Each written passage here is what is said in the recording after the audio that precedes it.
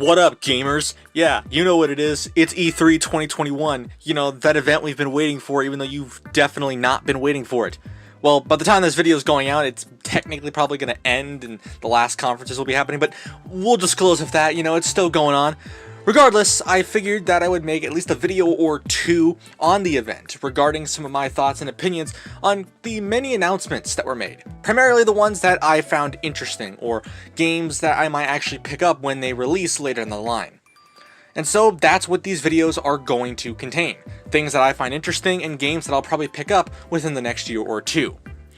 The first of two parts of this little segment of videos, we'll call it, is going to primarily cover the first 2 days of the event, that being the 12th and the 13th of June, primarily focusing on things like Ubisoft and Gearbox's conferences, as well as Xbox and Bethesda's conference.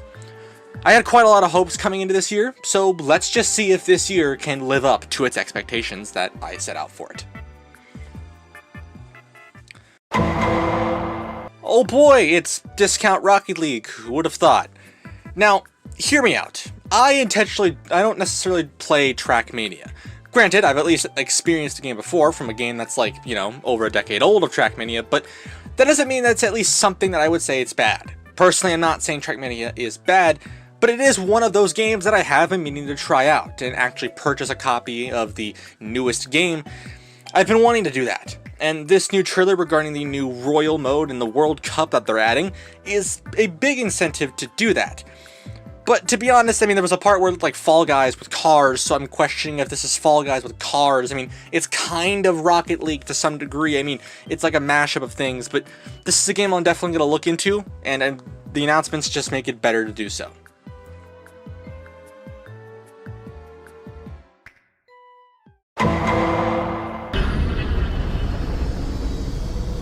Wait a minute, Mario, you're not owned by Ubisoft. Why are you here? Oh. Okay, see, there's a rabbit. Okay, never mind, Ubisoft, continue with your business. Now, admittedly, as I just stated there, when I saw Mario on the screen, I was like, Mario's not owned by Ubisoft, so why are you here? Without basically remembering whatsoever that the Mario and Rabbids franchise even existed. But now I honestly can make sense why this game's getting a sequel. Myself personally, I've never played the Mario and Rabbids series, but I did hear that the first game did pretty well.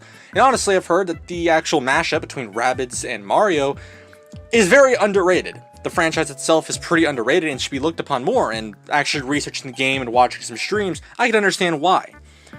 Combining that with the new game being Sparks of Hope, having major ties in with Mario Galaxy, including things like Rabbid Lumas and Rabbid Rosalina, it definitely gets my seal of approval, as if you're someone who knows me closely, I really do enjoy my Mario games, but more importantly, I also love Mario Galaxy as a whole, so this is definitely something that goes right up my alley. From what I can see, at least from release date standards, I'll definitely be picking this game up next year now that I actually have a console to play it on, but I don't know if I'll make videos on it considering I guarantee you're going to need some kind of capture card-like device to record it on, but this is definitely a game I plan on picking up. Aside from that, I remember Gearbox's conference being kind of lame. There wasn't really a lot aside from Tina's Tiny Wonderland, or Tiny Tina's Wonderland, whatever the heck you want to call it. Aside from that, that was like the only interesting thing that appealed to me, but I'm not a Borderlands kind of person. I wouldn't say I've never really enjoyed the Borderlands franchise, but I've never really played it to any degree. It's interesting. I don't know. We'll see about it, I guess. I mean, don't come after me, at least. But let's move on to the second day of E3 with Xbox and Bethesda, because that's where a lot of my big surprises and really cool games that I personally am looking forward to are located. Let's talk about Back 4 Blood. I mean, come on, it's zombies, let's be real, but Back 4 Blood also resonates with me. When it was first announced a few years ago, and when I learned that it was being made by Turtle Rock Studios, the same people who helped create Left 4 Dead, at least before Valve came in and took over production, was something that I just really found awe-inspiring and intriguing. I've always loved Left 4 Dead, primarily because Left 4 Dead is kind of what got me into the PC gaming space, alongside Minecraft and a few other games, but Left 4 Dead was one that really helped me get into the scene. It was also somewhere my first friends that weren't school friends came from, was from Left 4 Dead, and to this day I still play the franchise relatively often. But aside from that, the game itself does look pretty impressive.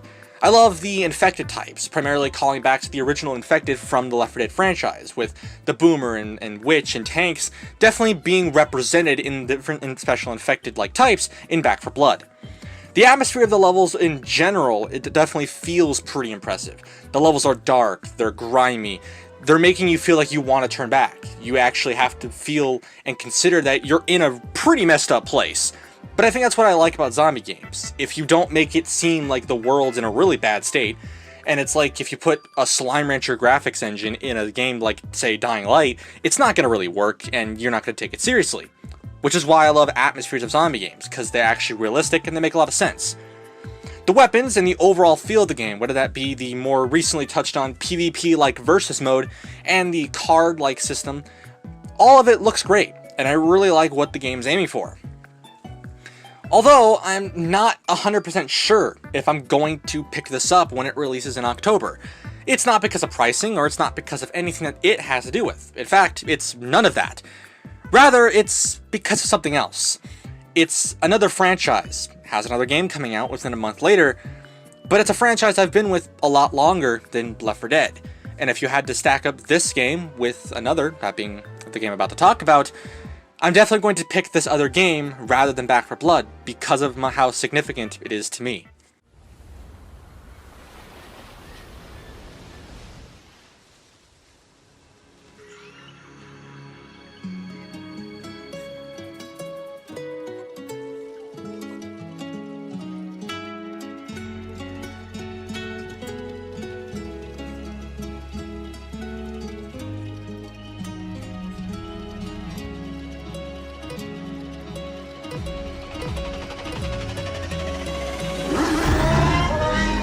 Words cannot describe how I felt watching the live premiere of Forza Horizon 5. When you ask me the franchises that I've been with the longest, sure, things like Minecraft and, of course, Left 4 Dead are going to come up. But the one that's going to come up probably the strongest, and the franchise that has helped culminate some of the biggest series on this channel, like Mod Gear and past Gary's Mod videos, it's going to be the Forza franchise. Having played every major release in both the Motorsport and Horizon sides of the franchise that have basically released within the last 10 years, it's pretty clear to say that I love this franchise, and I've grown up with Forza, much like how I've grown up with Left 4 Dead and Minecraft, as I've just mentioned. I also play Forza more than anything other game or franchise that I own because that's how much care and love and passion that I have for this franchise and the developers that make it. So when I see Horizon 5, with its new Mexico location running on 4K and HDR and ray tracing on the Series X, and the amazing stunning visuals of its Mexico location, like the harsh and scarce deserts of the beaches and deserts across mountains, the rampaging volcano that you could see at the top of the highest peaks, the tropical rainforest through Mexico's deep enriched terrain, or even dust storms, or new cars like the Ford Bronco or the AMG Project 1, to new features like the Event Lab and return of mini-games like bowling and piñata smashing, as well as the return of the very nice online game mode, the Eliminator, and so much more. It really showed me that, well, yes, Horizon's been kind of landlocked by limitations of the original Xbox One series of consoles. It's now time for Horizon to kind of grow up. It's now the biggest, most visually stunning, out of this world that it's ever been. And after seeing the announcement live at E3, at least obviously on my TV, it was hard trying to hold back from just screaming in nostalgia primarily, because this is one of those franchises that I really care about, and seeing that it's just getting better and better, it does reward some excitement. I honestly haven't been excited for a Forza game since probably Horizon 2. Now, again, that's not to say that anything between Horizon 2 from 2014 up until now is bad. I'm not saying that Forza Motorsport 6 and 7 and the more teased recent release of Forza Motorsport are bad, and I'm not saying that Horizon 3 and 4 are bad either.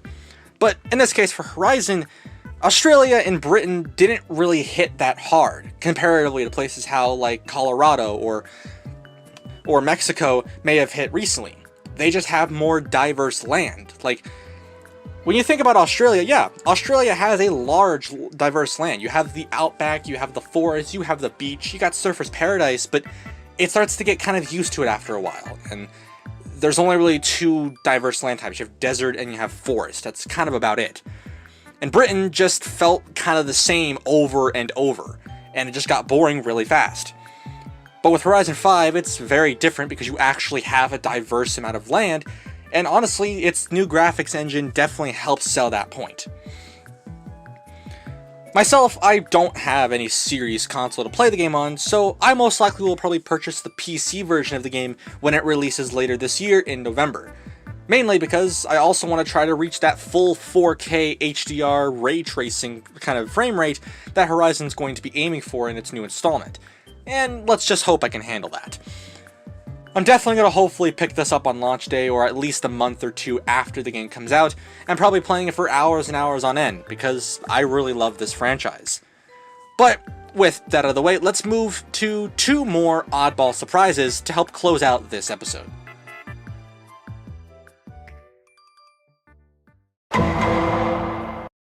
It's a new world with new rules.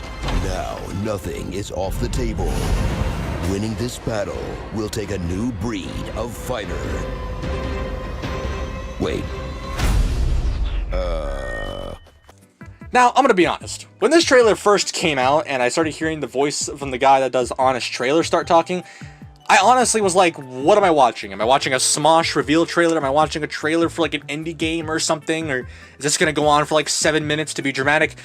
And then it just starts showing party animals just going at it like it's Smash Bros or Gang Beasts. And to be honest, I couldn't help but like nearly try to just start laughing out loud like crazy. I don't know why. This particular game just really makes me want to laugh because it's just so funny, I guess you could put it. I may pick this one up just for laughs and giggles because honestly, it's a lot like Gang Beasts in my mind. It's like a mixture of Gang Beasts and Smash Bros, except if it was just party animals. And to be completely honest, well, it's interesting. I'll put it that way. I'll definitely come back to this one, but let's move to another point. One that I think everyone's been needing after the worldwide pandemic, and one that quite literally came out of complete nowhere.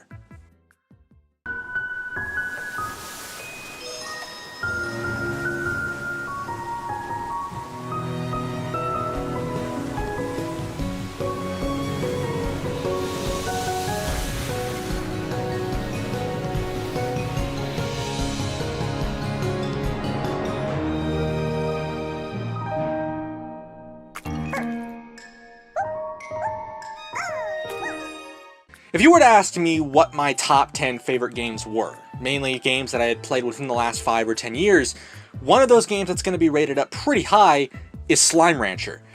I'm not entirely sure what makes Slime Rancher such a great game in my mind. Whether that be just the warm and cozy atmosphere that the game portrays with its heartwarming music and visuals, maybe the lovable slimes that you'll find scattered around the world, like phosphor slimes or tangle slimes, or maybe just straightforward pink slimes if you want to get super fancy. Going on wiggly adventures throughout the far range is just something that always appealed to me. Even now, and I plan on making Slime Rancher videos soon, I recently came to revisit the game because I just wanted to play it, as I've been needing something to just get my mind off the current world events, and Slime Rancher definitely is a game to do that. So when Konami Park came completely out of nowhere and announced Slime Rancher 2 at E3, I was both shocked but also heartwarmingly welcomed to the next installment in the series. Visually, it looks stunning. I'm not entirely sure if this game's going to rely on things like ray tracing and HDR or not, but if it is, then it's pretty impressive what they're working with. I like the idea that it's still set in the same kind of universe, but an island, and I'm kind of shocked that they weren't teasing it or anything like that, but hey, it's Game Studios, it's what I expect. I'm definitely pumped to see Konami Park making a second installment into the series. I'm definitely going to be picking this up though when it does release next year. And similar to Horizon 5, I'll probably pick it up on PC as well, just so I can actually make some videos on it, because I definitely want to make some videos on Slime Rancher 2 when it releases later next year. But aside from that, that is really all of the stuff that, at least the first 2 days of E3 2021, that gave me interest, primarily through Ubisoft and Gearbox's presentations, as well as Xbox and Bethesda's. Now, that's obviously not counting that there is a lot of other games that I didn't talk about here. Whether that be the new Sea of Thieves updates, or Halo Infinite, to things like Starfield, and many other games that were talked about in both in Ubisoft's presentations and many others. That's not to say that all those games are great, don't worry, they're great, but we're focusing primarily here on games that I'm probably actually going to willingly go out and purchase, and games that really intrigued me to actually, physically remember their name and what they're actually containing. For now though, I'm interested to see what Nintendo's got up their sleeve. This video is being recorded the day before Nintendo Direct comes out and all that Bandai Namco stuff, so when this goes out, I'll have absolutely no idea. So be sure to be on the lookout for part 2 of this, where I go over primarily Nintendo as well as Bandai Namco, and maybe just some other stuff from day 3, depending on if there's anything good there. I know that some other stuff regarding the indie showcase and stuff is going to be happening on that day, so we'll see if there's anything interesting. But that's all for now. If you enjoy this video, then make sure you subscribe and maybe like the video and share it with other people if you want. If you agree with I guess what I'm interested in, then make sure you like down below. But that's all for now. Thank you guys so much for watching. My name is PandaPowerSauce, and I will see you all again later.